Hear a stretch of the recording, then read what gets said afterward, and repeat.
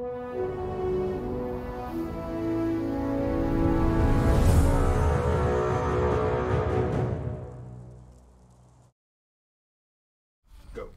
Yo-ho, sailing the sea, being a pirate is alright with me. If you love to sail the sea, Ben is a pirate. Next verse? No? Go on, go on. No? You don't know any Lazy Town? This is more from Ailstorm than it is from Lazy Town. It was Lazy Town first. It was a Disney children's show. I liked how they bleeped out a bit of the song, specifically to say being a pirate is really badass. Like, that they couldn't say on Disney, I think. Oh wait!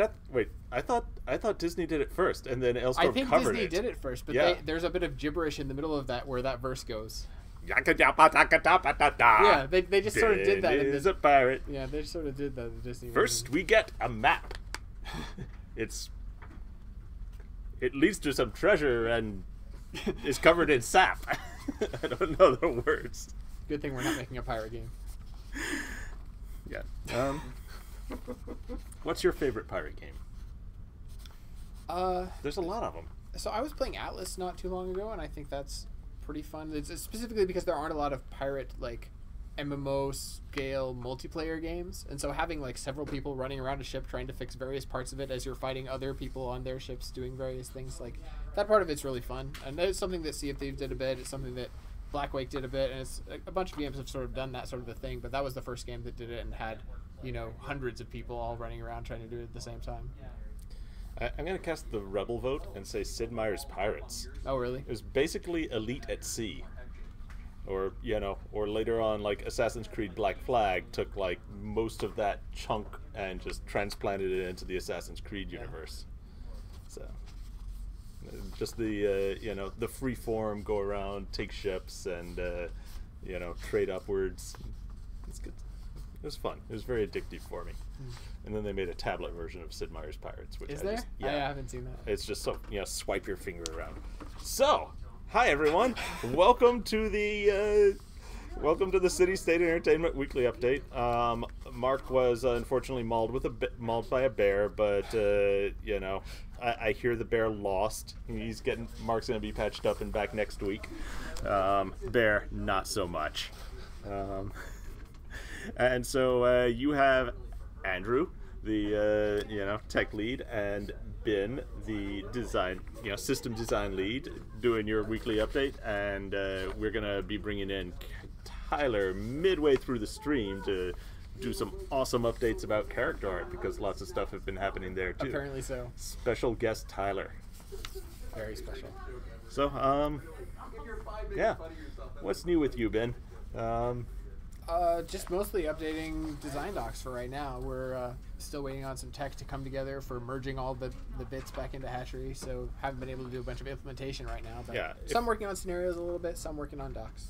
So, you know, if you've been following the tests over the week, you know, we've been, like, you know, the improvements to the ability system, there have been a lot of stuff that's gone in. We haven't really pushed a test on that per se, but we've been doing scaling and load testing of just come on in and, you know, like, well, you know, trying to just throw as many players into it as possible, even if we're not really highlighting the specific abilities, of just making sure the code is performant at the scale we need. And the answer is yes.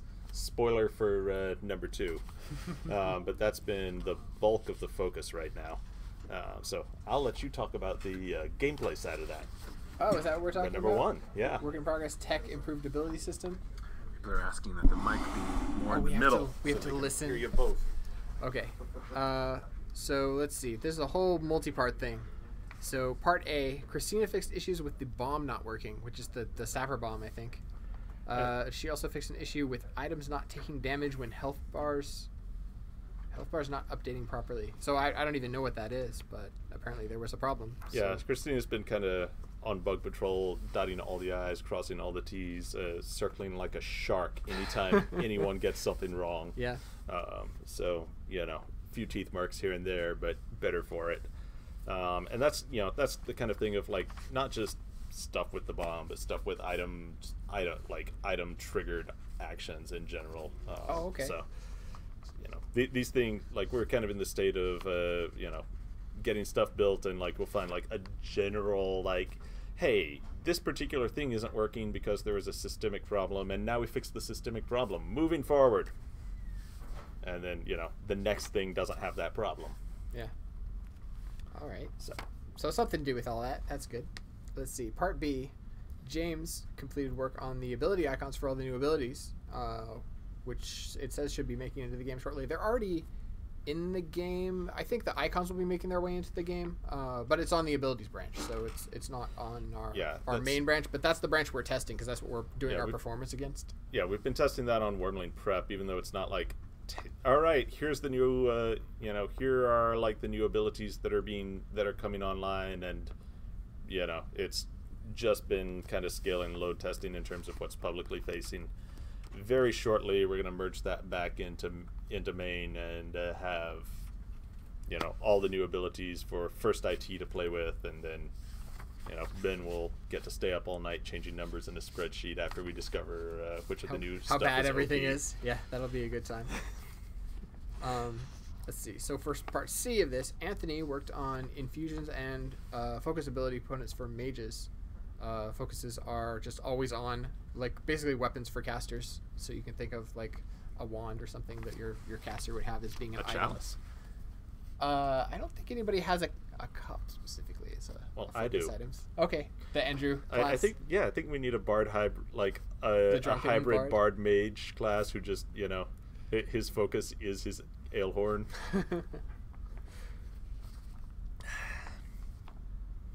Okay.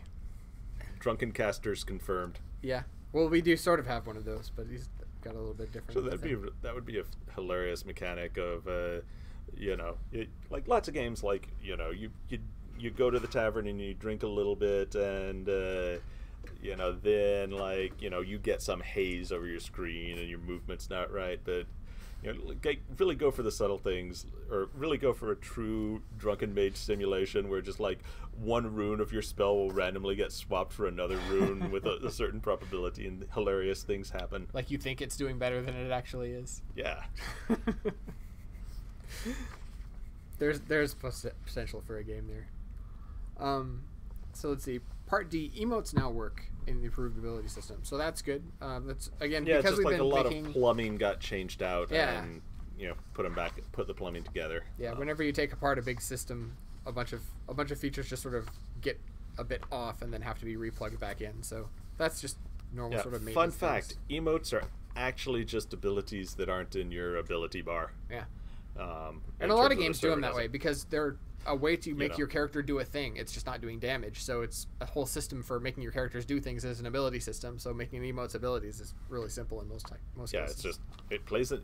Well, you trigger a thing and it plays an animation, and everyone else sees it. Why build a second system for that? It's just don't do stuff. Yep. So that's why that's happening. In part E of this, Wiley improved how multi-track abilities select a track to consume. The main gain from multi-track work is that heavy fighters can opt for ability to use either the left or right hand, and the logic will check that the weapon in that hand is valid before using it. Right. So there's some cases where like if you there were just a bunch of bugs. Like if you made an ability where right hand you made an ability that says left hand attack, and make sure that we or a slashing attack with your left hand weapon, and what if you were holding a mace in your left hand? Right. Stuff like that.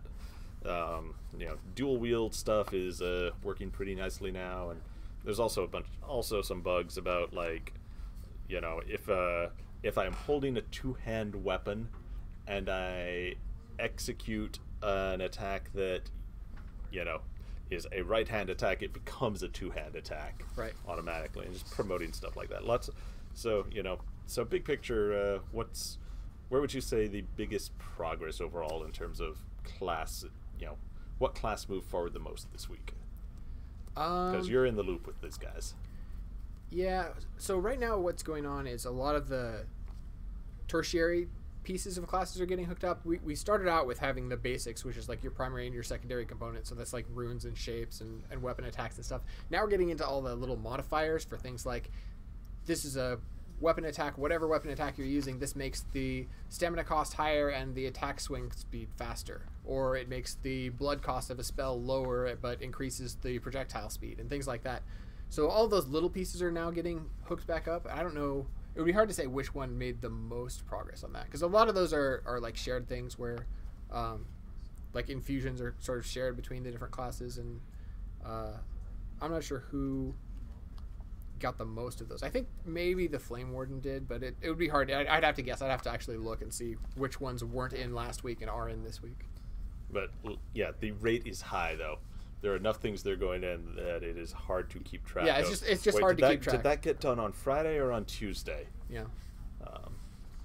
So, parallel to all this, you know, we have been doing a lot of throwdowns on just, you know, load testing, scale testing. Some of you guys have jumped in where we had very large numbers of players. We had a total of 5,000 players and bots all in one battle, and the server held up to it. Yeah. Did the client? Yeah, the client.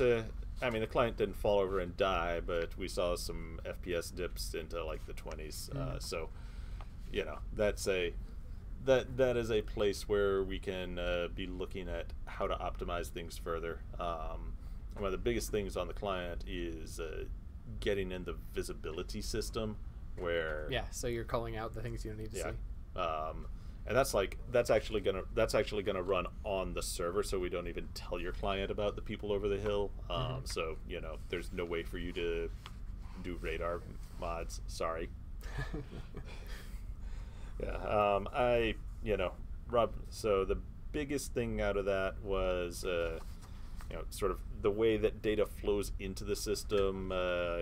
Caleb put in a bunch of code to filter what data flows into the system, so that, you know, as stuff is executing, it's only processing the, you know, the data keys that are needed. So, you know, we don't even like if you're running an attack that you know, it's just hit someone with a stick, we don't take your, you know, we don't feed in like stats about your intelligence or something into that, and just kind of like pre-selecting which data goes in. It's invisible to you, of course, but that got really heavy ability load down. I identified some like super obscure concurrency kinds of things and improved those. So Tim's been testing those out today. So server performance is in a good place. We're super happy. Cool. Yeah, this week for me, you know, also other stuff. Yeah, we've, you know, game industry. The wheel of the game industry turns. You know, rough time, lots of layoffs, but, you know, we've been talking to some of those people. Yep. Been a big part of my week and Mark's week. You know, wish everyone the best of luck out there. Yeah, for sure. All right, so number 3. Yeah, do you want to try to explain what this is all about? So we, you know, getting offline building / cube mode, you know, back into good shape. Matt fixed an issue that was causing big stalls when you were doing that, related to some UI type things, and some threading type things, and you know, like there were some just really gross things that, you know, sometimes we just recalculate height fields when you didn't need to, and obscure tech, but it's in a good place. We've also been also had a little talk about you know, improving the camera for offline building purposes, getting that onto the roadmap, because I know that's a big concern for a lot of people. Yeah. But you know, that was in the next round of milestone planning. Okay. Not there yet, but Cube is not dead. Don't fear. Yeah. I think number 4 is you. Oh, okay. Let's see. So me, work in progress design, working on finalizing for several design items. So let's see, what was on here? The campaign system and contracts. And so these are things you guys have probably heard about before, unless you're really new. Campaigns are basically large-scale, long-term endeavors towards whatever ends. So the realm will generate them automatically, and players will be able to generate them for themselves, their guilds, their alliance, whatever. And basically within those are contracts to perform specific actions, like bounties to kill enemies, or resource gathering endeavors to like bring a certain amount of resources, and there are transportation contracts and all sorts of various things. It's basically the way to give you control over like a quest system to get other players to do things and pay them out in contractual rewards that are guaranteed, so that people can't scam you or whatever, because the rewards all get baked in when you initially create the contract. So it's those sorts of things to enable collaboration between players in a less than synchronous way. Yeah. Number 5, UI stuff. AJ has finished updating the new crafting UI, and we'll be dropping that into the game soon. So no more gross dev UI for crafting. That will be nice. It's so shiny. It's so shiny. I don't always read our own marketing. I'm not sure if we've shown any previews in newsletters or not yet.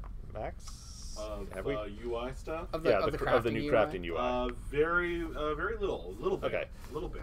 Well, yeah, we'll, brace yourselves. Shiny crafting is coming. And that's, yeah. What can I say? Yep. He's also done some good optimizations in there too, about just like making the UI nice and responsive. Like, I say like, hey, we're doing our entire UI as kind of a web page overlaid onto the game, and that, that is a little bit of a hard challenge sometimes, because you think about all that it takes to make Chrome or Firefox like really responsive, and then imagine like, okay, trying to do that while you've got a game that needs to maintain 60 FPS running at the same time. Yeah. And so we sort of carve off a small section of the resources and use that for updating the UI web pages, and that means that a lot of times we have to try a little harder than the average web developer in terms of just making the JavaScript and all really fast and not laggy. So yeah. That is work that is ongoing. It's not really specific to being to the fact that it's a web page. It's a thing that every game has to do with its UI. Yeah, but doing it in a web page is slightly different, right? Because web pages don't necessarily need to update at 60 frames per second. And yeah, so and things that are fast for web pages to do once are slow to do 60 times a second. Yeah, well. So caching things becomes much more important. We don't throw out the entire thing if nothing changed on it, but it's if a web page on its own would be just barely maintaining 60 FPS, it has trouble when it is a web page running in a game that also needs to max out the PC to get to 60. So that's why that's an interesting challenge. So got to try harder than the average web developer to just streamline it. And it helps that we don't have 15 banner ads in the UI too, but. So anyway, what is this? Number 6, building placed objects. That is sticking torches on walls. Okay. That is that little crenellations and details at the smallest level. At the largest level, that is also how siege equipment will be part of the building. Possibly even your furniture. Hang the banner that your guild has hang the banner of the guild that you beat the ass of on the battlegrounds. All of those things are building placed objects. So it's just taking objects and being able to make them a part of your build. Matt landed the first offline pass of that last week. Mm-hmm. Colin finished up this big push on networking, on how to communicate the attachments. It's sort of infrastructure. And then so then those two are going to merge next week. The networking that Colin did is we'd sort of just been saying okay, this is a player. A player's position is networked this way, and this is a chunk of rubble, and a chunk of rubble's position is networked this way.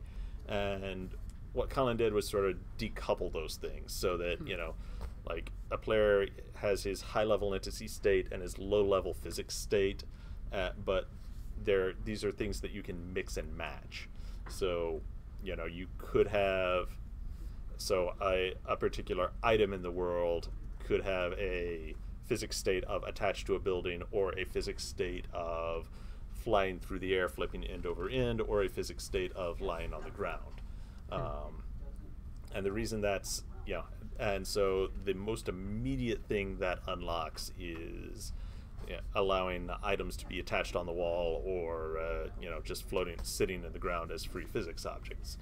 But that also is found, opens up a lot of potential. Like, if you've noticed right now, like, if you drop an item, it just goes on the ground and sits there. It doesn't turn back. It never turns into a true physics object. And this was just some plumbing to make that possible.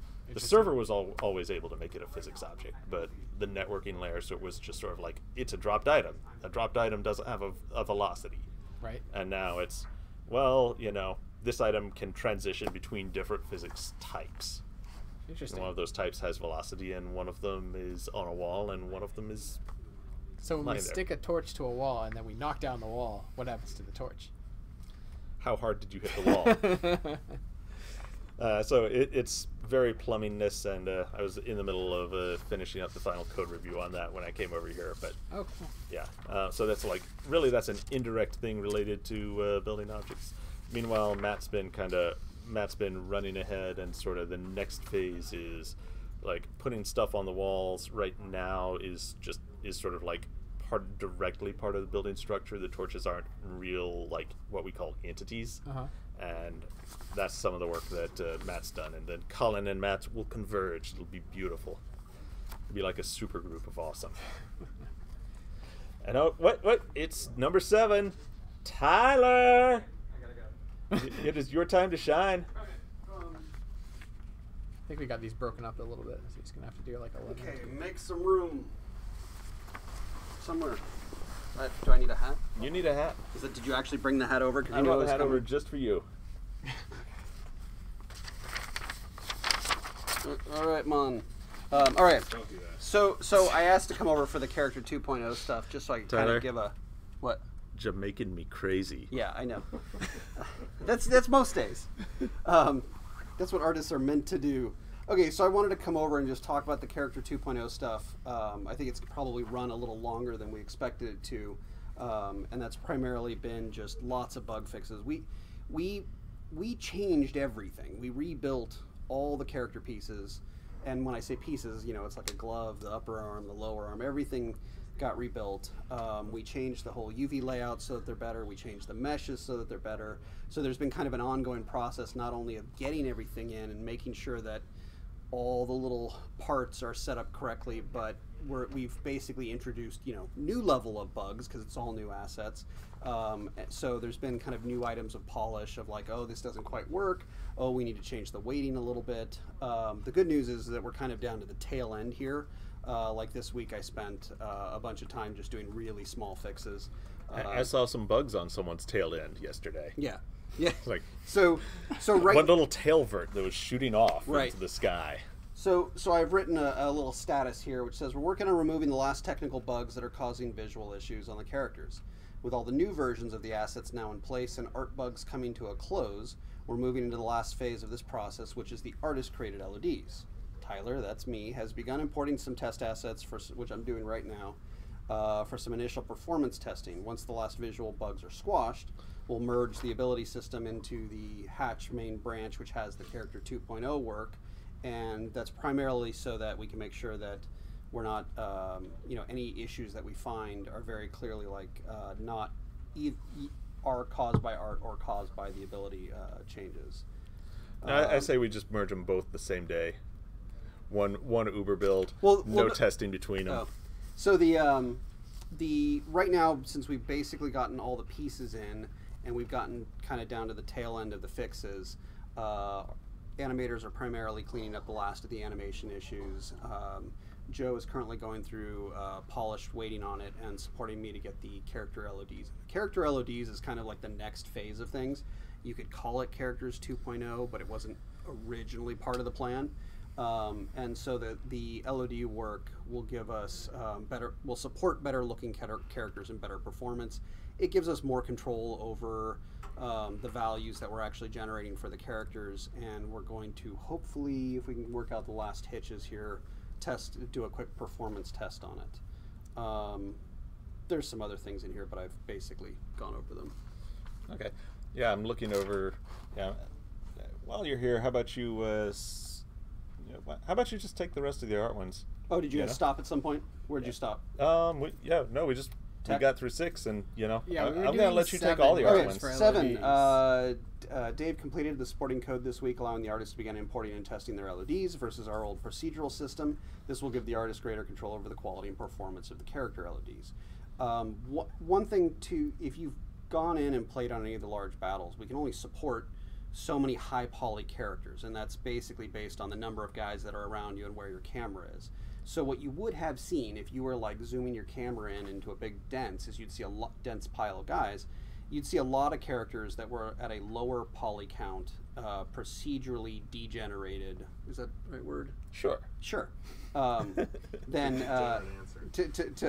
to support a decent frame rate and things continuing to run. If we had everybody in at LED 0, your frame rate would totally drop.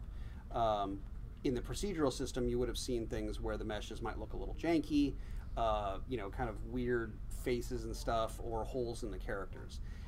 We could spend a lot of engineering time continuing to work on this. I'm sure we could solve it and make it better, but the artists have the time to be able to set up the LEDs. The tools have gotten better to generate LEDs, so it's just kind of let's just have the artists do it. The new LEDs, when you see those, won't have holes in them. They'll look much more accurate to the actual high poly mesh than the procedural versions. Also, you guys are able to go like lower poly than we were able to generate at runtime. So, there's a lot of cases now when like someone way off in the distance, like they might be 20 pixels high, but they would have 400 triangles in them just because we couldn't make it look, just because like the LOD generated in code was not up to par. Yeah. So like the hope taking here it is down below that was not gonna look good. Yeah, and the procedural system was kind of a black box. It would give us a value based on rule sets, but we didn't really ever know what the actual output was. So this kind of puts a human mind on top of it and lets you just say, oh, I don't need any of that stuff. So like even the quick tests I've done now, looking at the way the procedural system would do it, is our models are far simpler. So getting testing on that will be very important, and obviously if we can keep this up moving forward, we can keep nice performance during battles. The other thing is we've actually raised the poly counts in some cases of the LED zeros. This is kind of based on a really quick conversation with Andrew of, hey, it's 20, what year are we in, 2019 now? That we can raise the poly counts a little bit. So I was a little worried about doing that. We were using before we were using 3 LODs, and it's kind of We've like added another. It's like super up close. There's an even higher resolution version now, and then like the other and the 3 we had all move out a little bit farther. So a good example of I think it was the Arthurian Black Knight outfit. He was around 10,000 triangles, and what we did is we made the new one somewhere around, I think it's like 12 or 13.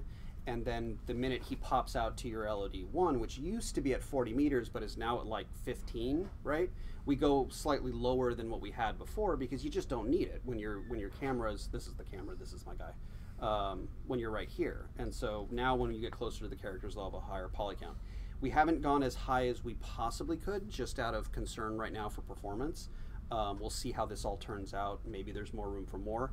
One of the upcoming features we have to put in is... I mean, it's all in ZBrush, so you could we could just always export an even higher resolution. We could always export a higher one. Well, that and your texture resolution, right? So I'll get to that. So the one thing I was going to say though is we've left a little wiggle room for having weapons equipped to your character, or bags, or satchels and stuff. So there needs to be a little bit of room for just a nice sword that's 900 triangles at LOD 0, things like that need to be taken into account. And as and Ben then like said, you see the guy all the way across the field, and that sword is like 3 pixels. Yeah. So so like if you look at the LODs of the swords I made a while ago, it's basically like 2 pyramids stretched out. It's a triangle of and that's where the shapes. Like that's where the procedural LODs really fell apart when you tried to go super low. The procedural system, I'm 99% sure, if I recall, did not actually laud the weapons. So I went in and lauded the weapons ages ago. The other thing that Ben is talking about is that the texture resolution on these characters is much higher. If you are correct, by the way. Of what? Yeah, but the weapons will end up going through the character system once we add in customization. Okay, so I can keep You guys keep Yeah. bringing up things and I can't talk fast enough. Okay. No. So the texture resolution is much higher. If you have access to Hatchery, we have not pushed this farther. You can go see that. You can actually even put. Can they use the command the character atlas size? Character texture atlas size. I think To it bump still it up? works. You Did can we actually test it? type in 4096, and we authored the textures at 2048, so you can actually see them higher. Previously, the character was made up of two and some change textures, but primarily two textures that were both 512s. The textures that we're using that are the primary two textures now are both 1024s, so they're 4 times as big. The resolution is way better. I mean, it's night and day. Once we get like some of these visual bugs, like Andrew was saying, most of the characters have little verts flying out of their ears and their hair and their elbows. It's not all over the place, but it's enough that I don't want to. I'm still worried I broke it. We'll find out. I don't want to take pictures of it right now. But if you have access, you can go in and see the guys. So right now we're just kind of getting down to all the little details, last bugs.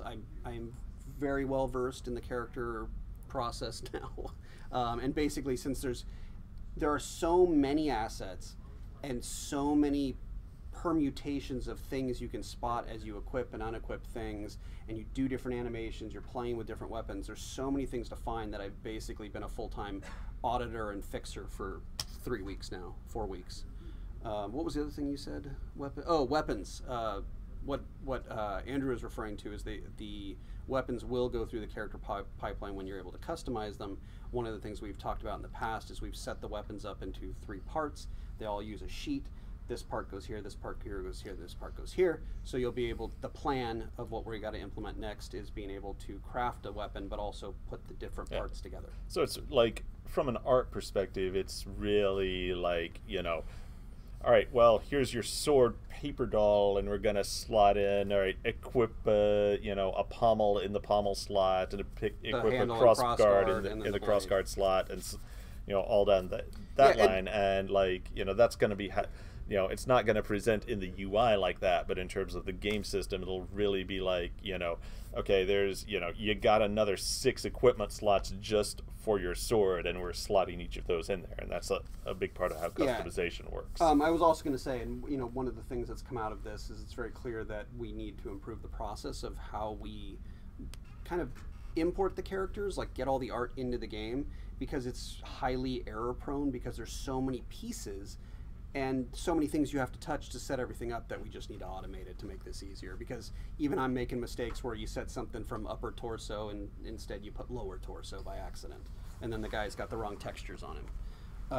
So it's been a lot of finding and fixing things like that. I'll keep going. Work in progress VFX mages. Mike continues making new VFX for the initial starting abilities so we can test mages. Much of this work has been focused on improved visuals for better looking fire and water flame warden and wave weaver. He's also said some fun things like, I'm trying to make a space crack for the druid, which he is referring to the Chaos Rift. Magic mortars. How's your space crack, Tyler? My space crack is doing well. All right. Art magic mortars. Max over here rolling his eyes. I'm just waiting for chat to. So magic mortars. You would have seen concept art for those in the last 2 weeks. John and Dion are wrapping those up today. They're currently over there finishing materials and taking screenshots. The next step will be turning them, I think, into actual siege weapons, putting some temporary VFX on them, and testing them out.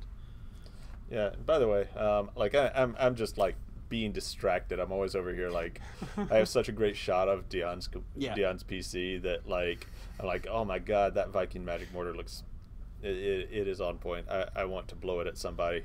Yeah, so one of the, he said blow it at somebody. It's a giant Viking horn. That's why he phrased it that way. Yeah, like I was like slightly, things happen on the art side of the room that I'm not always totally 100% in the loop in. So it's like the weekly update is sometimes my chance to find out about the new art.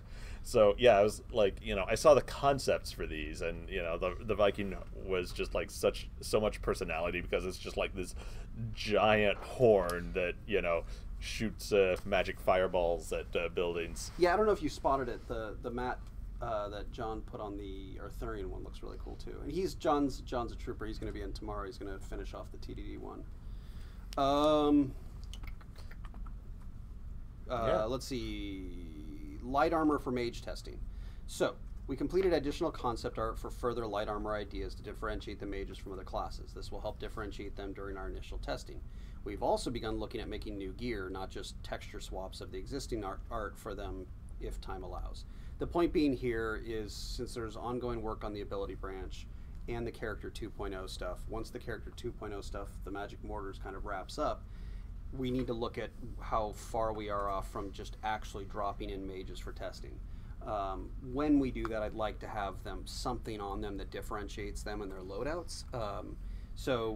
Depending on time, we're either going to do a quick texture reskin of the light armor that the healers currently have, and probably a few new models like hats at a minimum, so that their silhouettes look different. More wizard hats. More, yeah. We have a we really awesome wizard. Hats. We have some great wizard hats. John's going to knock those out, and then if there is more time, like if it's like, look, it's going to be closer to 2 weeks, then what we'll do is we'll pick some new actual things to model from scratch, so we have new stuff. Once all this character 2.0 stuff is put to bed, which we are all trying to do and we all want to get done, that'll allow us to move on to the next phase of things, which is from a technical and artistic side, crafting these items so that they actually output based off of the materials you use, and working on the tinting system. So there is going to be a whole redo of the armors where we turn them into craftable objects. Well, not like a total redo. Not total. Like, we've been painting the textures in like layers all along, so it's like, all right, just peel off this layer into a separate thing that crafters can apply. They'll get new materials. The one thing and then with the weapons, we've got some really cool new stuff coming forward. We'll break them up into different parts. They'll get new materials, grayscale materials for tinting.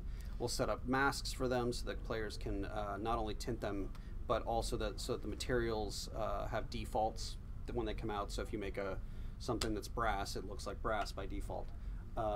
Wiley's also been working on, and correct me if I say anything wrong here, but he's committed a bunch of code that we need to put a bunch of bones on the weapons, not only for piecing them together, but also to support VFX. Yeah, like, all right, this comes out of the tip of the sword, this comes out along the blade of the sword, that kind of thing. So previously Mike had to author. Mike was a trooper. He was just like, okay, how long is the average sword? I'm going to make an effect that is exactly that length, and when you have a shorter sword, I'll make another effect that's a smaller length, and now that's all just driven off the sword data itself. And this was a choice of, do we brute force this and make lots and lots of various things? Do we simplify the design of the weapons and go with like 2 lengths of swords only, or do we come up with a more intelligent solution on the engineering side, which is to put bone markers on the sword and then draw the weapon trails between those 2 points, and they can always just be added to every weapon, and we never have an issue of it after that. Yep. And you already pretty much talked through number 11 before you even sat down. Yeah, well, I thought that's where we were starting from. So, I'll let you take all the art. Now I see the... Oh, Dion just like put the Arthurian mortar on her screen and walked away so that I could see it now. Just like giving John all the credit. Yeah, I know what you're doing. Over the next several months, we're going to keep working on the way the game looks. They'll get lighting changes and stuff. There's lighting improvements we want to make so that things look better. And we've talked about this. We just got to get to it. Okay. That's it. I'll hang out for a minute if there's a couple of art questions, but I'm going to go. All right, so, I always ask you this, and you can feel free to jump in. What? So, for each realm, Medal of the Week, what are you listening to? You should be ready for this question by now. I always ask you. Yeah, you do. Medal of the Week. Medal of the Week. I don't listen to any metal. You do not? I know. What have you been listening to? I actually just was listening to the Spider-Man soundtrack because I watched the Spider-Verse movie and immediately ordered the art book right afterwards. Huh. I've actually been using my Google Play account to just randomly find things I like. And, you hit the radio button and you find something cool, you add it to a list, and you just keep building out some list. I don't even know what I'm listening to. I couldn't tell you. It's just the music I like. Which realm do you think Spider-Man is? Oh, come on, he got his powers from a spider. Honestly, I would say I was going to go more Arthurian, but... Peter Parker is Arthurian. Spider-Man is Twat. Oh, okay. So, Ben, You're not off the hot seat. So I've been going through and listening to some of the re-recorded album from Blind Guardian. Like, it's weird because they, like, whenever bands, like, re-record their songs, they'll change some things about them. And so if you've been listening to them for a really long time, you'll pick up specifically on the differences. So they'll, like, change, like, one or two of the words, and, like, some of the phrasing is a little bit different, and some of the instrumentation is just slightly off from what you would expect. And so it's odd listening to, like... Yeah, so not remastered. They went, like, played new versions of this. Yeah. So I have a good one here. So when I was in college, and typically when I try and get into a mood for art, I do a little bit of kind of self-meditation where I'll listen to some music and I just try and shut everything else out and I try and get into a groove, you know, and then you get your headphones on and suddenly 4 hours is gone. But getting yourself into that groove, a lot of times I use music. And I randomly in the car thought up this track I listened to when I was in college. That answer deserves this, Tyler. So you guys got to do this. Go look online, look up David Arkenstone. This guy was like the Arkenstone. Oh God, this guy was a new age music guy in like the 90s and early 2000s, and he just had curly hair out to here, and it wasn't like a fro; it was like long, luscious curly hair. And he wrote some music that's questionable at this point, but there was this one track that I used to listen to that I thought was really cool. I pulled it up on the radio the other day, and I was just like, I totally remembered, you know, in a figure drawing class listening to this. It all just came back. Huh. So David Arkenstone, there's your retro weird ass artist thing to go look up. Northern Chaos Gods, Immortal. I keep coming back to it. It came out last year, but it just rips. All right, so questions. Okay, so we have a designer, programmer, and an artist here, so you can ask questions from any of those categories. Jack Mills on YouTube asks, so how long do I have before I need to have my new PC build completed? I've been putting it off, but no, I've got to have it done before launch. So, I don't know. I will gladly answer with my opinion here. I don't think you should, you know, determine when you're going to build the machine based on us. I would just, you know, get it done, get a cool machine, and, you know, if you get one put together now, it should run everything we're doing. Yeah, it's... I mean, why wait? We have a hard time getting parts for our min-spec machine because they're not made anymore. Yeah, I mean, I wouldn't worry necessarily about, if I buy a computer too early at this point, will I still be able to run the game? I mean, there's a ton of good games out that are already out that you could be playing if you bought a new PC. Yeah, I mean, the reality is that, you know, most of the time you're worried about, like, the graphics card on the machine, but the graphics card prices have gone down so much now, and they're in their own little wars. Bitcoin, die. Yeah, I mean, over the last few years, though, I don't... appreciates that. You know, we've been running the game in our tests over the few years on, you know, what was it, the Titan Black we had at one point, but that's still like a 900 series. I still have a 970 in my PC here. I mean... So, you know, something slightly higher end at home. So would you say anything according to the current cycle of technologies of, like, when a good buy point would be? So NVIDIA did something kind of weird where, like, they, you know, like, here was their old lineup, and they didn't, like, come out with a new lineup that was on par. They came out with a new lineup that was higher end, but, you know, price performance stayed about the same. It's just everything moved up. So it's kind of a weird situation where, you know, like, graphics card performance per dollar has been kind of constant for it hasn't been drastically different. Like, the 2080 is more performant but more money. Yeah, the 1080s like didn't come down in price. So I actually have an Andrew question. So I would say, for me personally, I am looking to upgrade my home rig when NVIDIA puts out a 7-nanometer chip. Like, probably the 2100s. What are we on now, nanometer wise? 12, I think. So it's one of those where, like, we've hit a mature point in, like, the amount of performance you get per transistor. So getting more performance per dollar means you got to get more transistors per dollar, and that's not a thing that AMD or NVIDIA. I just, like, dated myself so anciently with that. It's not a thing that AMD or NVIDIA directly control. It's like the semiconductor fab. They got to roll out their new process, and then you know, everything just gets more performant for less money. So AMD's got a Radeon out at 7, and NVIDIA will probably answer soon, and that's when I'm gonna go personally buy. But if your computer sucks for games in general right now, buy a new computer now. Yeah. Our game will run on it. Yeah. Yomi asks, for Ben, this has probably been answered before, but to be sure, on a scale of 1 to 10, how much do you expect yet to be implemented class archetypes to resemble their current descriptions on the website? I answered that question this morning. What did you say? There's a follow-up to it. Did you? Yes. Okay. With particular emphasis on classes like Enchanted Knight or Hellbound, as currently the description seems to encourage campy gameplay, where you won't want to utilize your class's versatility. Well, we'd have to talk a little bit more about that because they kind of each one of those works very differently.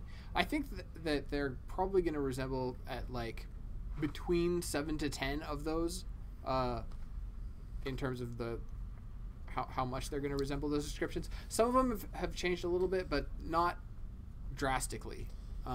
But again, since we are going to have to design a lot more of their abilities and have to go through testing and iteration, it's hard to say that things won't change and take a slightly different direction if we find that some of those things don't work out. And of course, we're willing to change them a lot. Yeah, that was pretty much my answer this morning. I said, the initial implementation is going to be like 8 or 9 out of 10, close to that.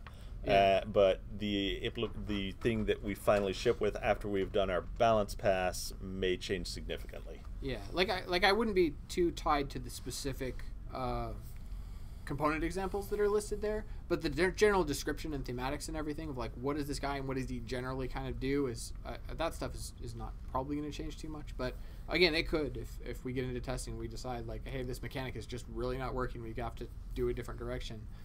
But they'll generally follow still the same like thematic elements of like what their description and characteristics are. On the YouTube, Shane asks, are there any plans to allow for custom UIs, or is the game only going to support the base UI? So, one of the main reasons we wanted to use WebTech for our UI. Quick, you're not getting like a plethora of art questions, right? I just want to go get the LOD stuff in and see if we can get it handled. Oh, yeah. Stand by, I'll check. We have any art questions?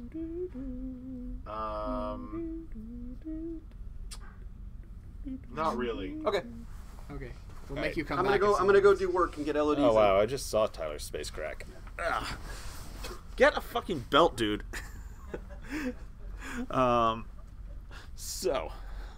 UI mods. Yes, UI. So one of the reasons that I really wanted to, use WebTech as the UI for our game is if there's one thing that everyone knows how to make a mod for, it's a web page. Like, it's just HTML. You did it for MySpace. You did it for GeoCities. And I want to see Ben's MySpace. I want to go back and find it. Find it on the web, on archive.org. So yes, we are super pro UI mods. So there is a group right now called the Mod Squad. Like, we have our base UI up on GitHub under a very friendly open source license, and we take pull requests if you want to hack on the main thing, and if you want to fork some of it and make your own UI, we 100% support that. There are some things where we limit the information available to the UI layer, to make it difficult to make a UI that does radar or something like that. But yeah, we are so pro UI mod. If you know how to throw together some HTML and JavaScript, you already know everything you need to know to make a UI mod. Jump in. It's there.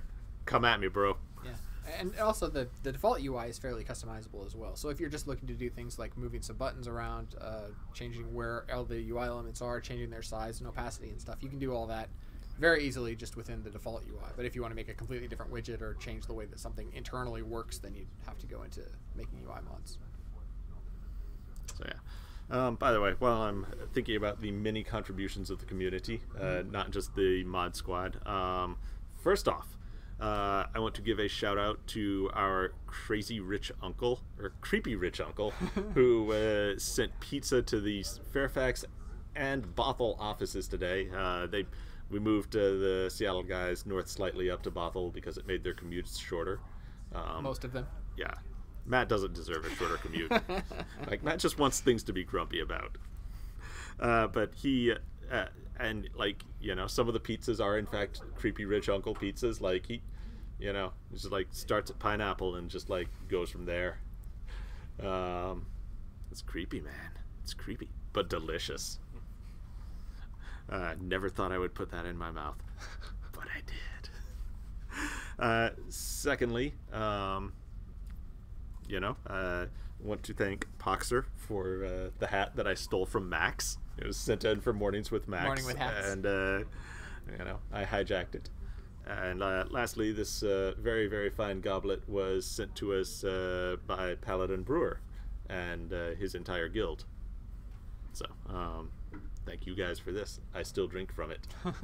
Paladin Brewer wanted to see a hug because of the goblet. So A hug? Okay. all right. Thank you, Paladin Brewer and Sword of the Dragon. So, yeah, that's my thanks for the day. Yeah, so next question, Max. All right.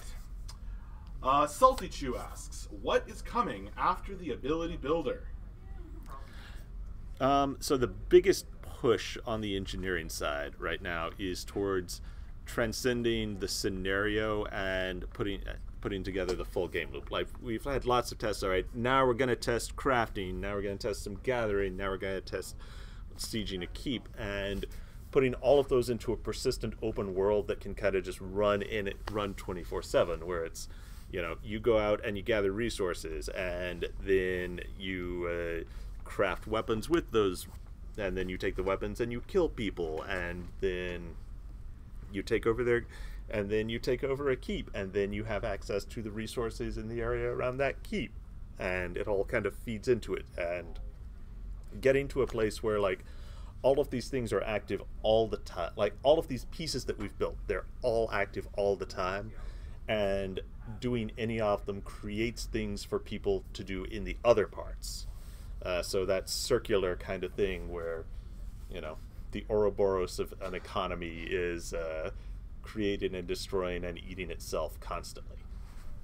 So that's kind of the top level focus for you know, the spring and summer on the engineering team. How about you?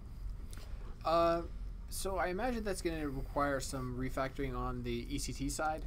Yes. Making entities a little bit smarter. Yeah, I'm really looking also forward gonna, to. It's like I've spent a big part of the week just in milestone planning. Yeah. And yeah.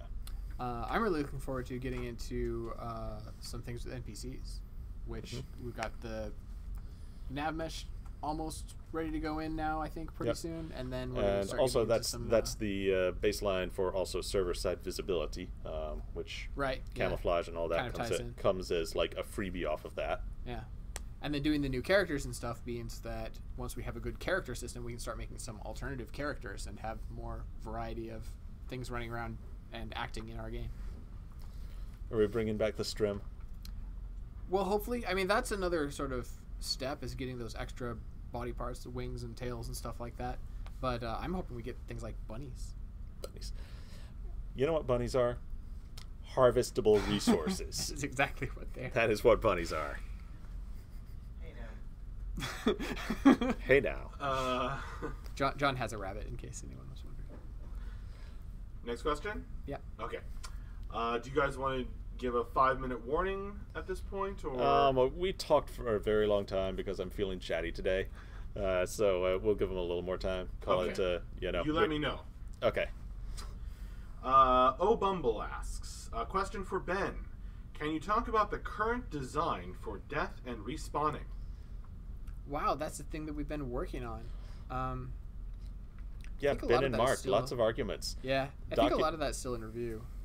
So I probably don't want to talk about it too much right now. But yeah, that is something that we're actively working on. The respawn system right now in the game is just you die, you pop back up at the nearest respawn point. You're going to get things like spawn point selection, deployable respawn points. That's a huge part of, especially in terms of keeps and things like that. Yeah, so you don't have to run all the way back every time you die. There's going to be a lot more around what happens when you die and what happens when you respawn. Also, not being able to use a portable respawn point for cheese purposes. Yeah, it's a thing you have to be careful with, so that there's not a lot of abusive mechanics that happen around that. But yeah, death is a really big question for these types of games. Every death design, we give it to Tim and say, how could you ruin the game for other people if we let you do this? And Tim generally finds a way to ruin it. So we're like, all right, lock that down. Yeah. So there's going to be a lot of things, a lot of complexity regarding all of those systems. So that's something that we will get into, but haven't got to a point where we're ready to publicly talk about that quite yet.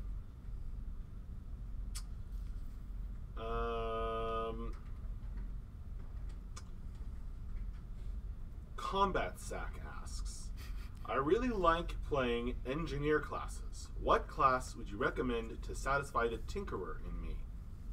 I would probably say a crafter. Yeah, that's an easy one. Yeah. Let's just break in, like everyone has a certain base ability to, bang two rocks together and things like that. But dedicated crafters have their own tree of things where, they're able to sort of force amplify by repairing helping repair keep walls during battle and, various. You can talk more about this than I can. Yeah, so crafters sort of have two different roles. One of them is the actual crafting side of things, which is the creation of items, the gathering of resources, that whole cycle of making things.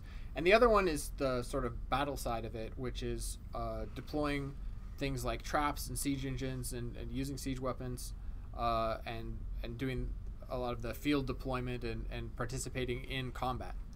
Crafters aren't going to have a lot of abilities in terms of just, swinging a sword or casting a spell or things like that, but they will have a bunch of traps and gadgets and things that will help them participate in RVR in a battle scenario. So that's something that you'll probably want to look into if that's specifically your thing, if you like having little deployable things and stuff you can make and put out and sort of be a utility kind of side character that's not as interested in like frontline bashing people with weapons. Yeah, you will definitely not be able to solo PvP with a crafter. That's yeah. But, you might be able to snare somebody so that someone else can solo them. And, all glory to the group. Yeah. Yomi asks, will rewards from player-made contracts ever be competitive with player-made items, or will they just be items that aren't strictly equipment so as not to overlap with things players might craft? So the rewards from player-made contracts don't the players items have to put up the item? Yeah. Because those contracts are being made by players are determining what those rewards are. I think maybe you meant to ask about for like realm contracts, and realm contracts will largely be rewarding materials and currency and things like that. So it's not that they're going to be like giving you weapons that are just coming directly from your realm and like a crafter didn't make, although that might be the case, but that's only in very specific circumstances for like, oh, I broke my sword, I can't get a new one, how do I keep playing the game if I don't have any money to buy another one? So there's some things that are like that, but even then I would like to be able to say that those weapons that are given by the realm in situations where they need to be to just get basic equipment if you don't have any present are still things that can be donated by other players. So if players are donating really good stuff to your realm, if you're like, hey, I don't have a sword or I'm out of arrows or whatever, I'm just going to go back to my realm and get some more, that those things might be things that actually were made by other players, even if they're distributed by your realm. So that's the thing we haven't gotten into quite yet. But the intent is certainly not that there will be realm-based rewards that are given out that are better than crafter-made equipment, or that even are equipment for the most part, because they're mostly supposed to be there as a motivational tool that gives universal sort of things like currency. I love that. It's very rare that we're able to give like such a direct, cut and dried answer. Yeah. That was like is questions on easy mode. Normally people ask us the hard questions. Anyway. Nanulok asks, will magic mortars require ammo, or is it just magic? Right now they're just magic, but eventually that's going to be a system for mages to use magic-specific siege weapons. But we haven't really gotten into all of the details of that. And magic, of course, uses infusions to do special effects, so you will be able to theoretically expend items in order to have your magic mortar do special things. But right now they're just using raw abilities, so they don't consume anything. They're just sort of unlimited ammunition. Velor asks, are you using server-side rendering to speed up the UI refresh, like Marco.js? Nope. Yeah, that's a fairly easy answer. Especially with people able to supply their own UI mods, that's a little bit of a non-starter.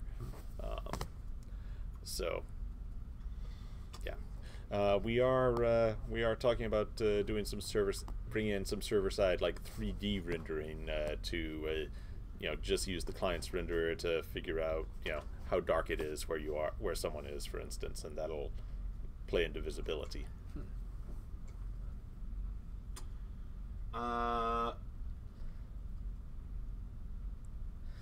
Gak asks, with crafting becoming more component-based, are those components going to remain a part of the weapon that can be repaired or upgraded later?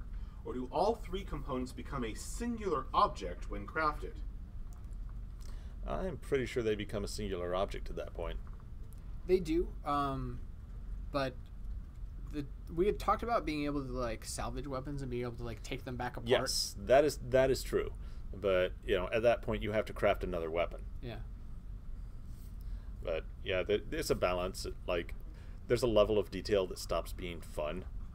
Like, in theory, we could track the quality of every single block within a keep. About you harvested the harvested lower quality stone, and now that particular block was made from lower quality stone, and so it's slightly weaker, and we just said that's not fun.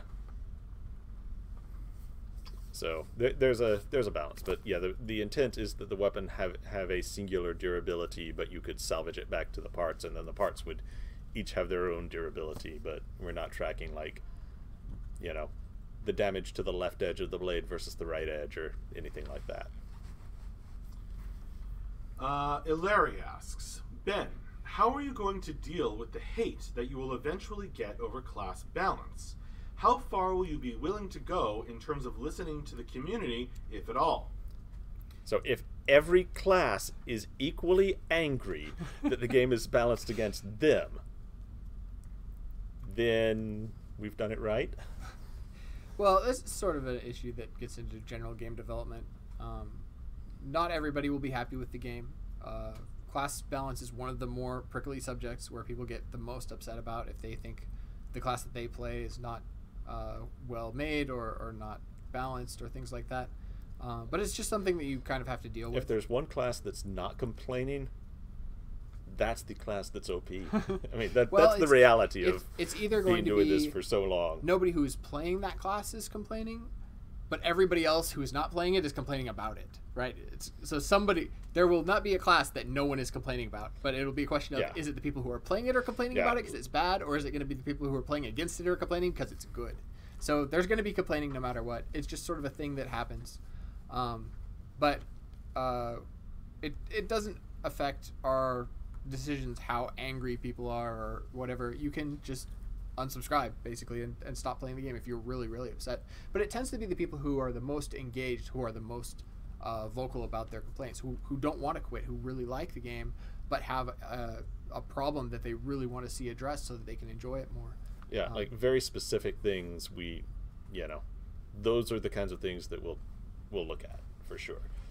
Yeah, and the more specific it gets, the better. And we don't want to just listen to the complaints of like whoever gets the loudest complaints gets the most attention.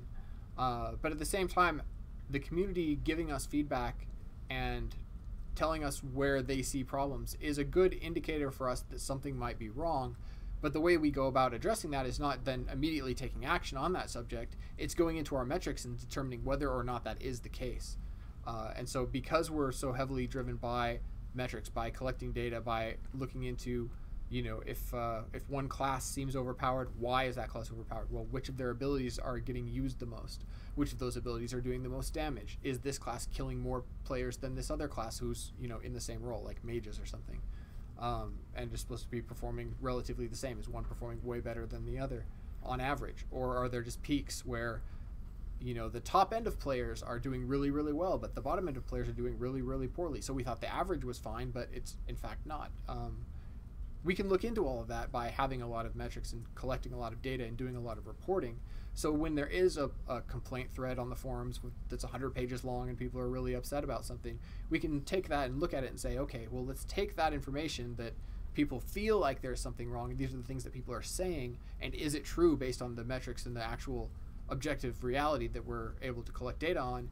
And if that's the case, then we can look at ways to specifically address it and make those numbers change. And after we make some changes, we can go back into our data and see, okay, this is what we tried to achieve through changes. These are the actual results of these changes. Did they achieve what they were trying to? And actually, objectively as possible, to determine whether the changes we're making are successful, not just gauge success based on what people are saying on forums.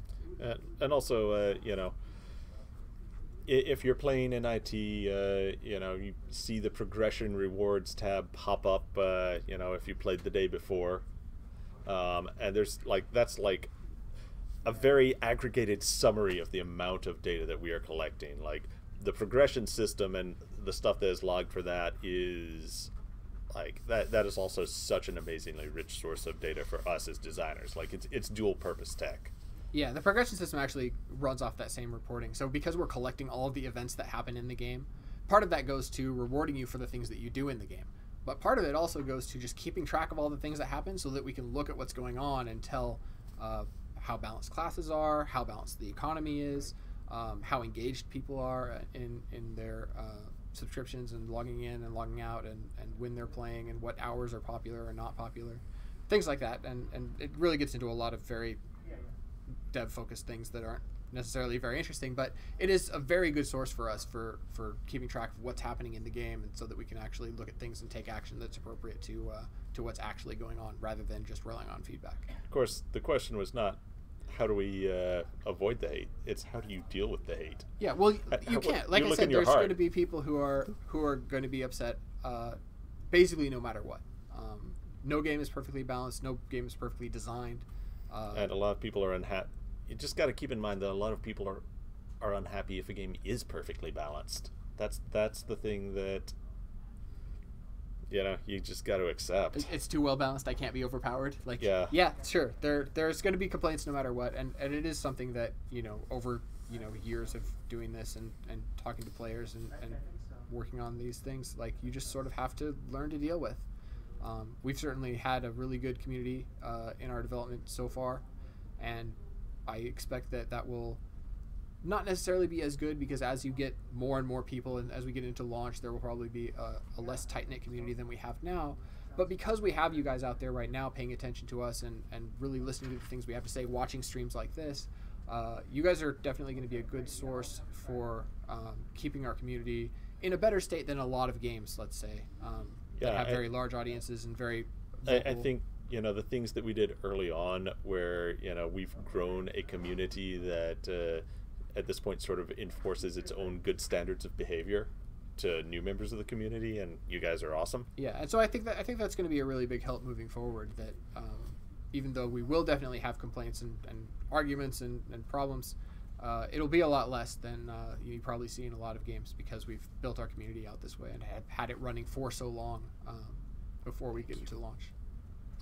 That was such an interesting and extensive answer. I almost feel like that's the perfect thing to end on. Do you want to go back and write some code? Yeah, I think that was an amazing ending. Okay. So, thank you all for coming out and watching the stream, even though I'm not Mark. That's okay. They will ask Mark questions the next time. Yeah, poor bear. That poor bear. Right in the face. All right, so thank you all for watching, and we will Later. Shoot me.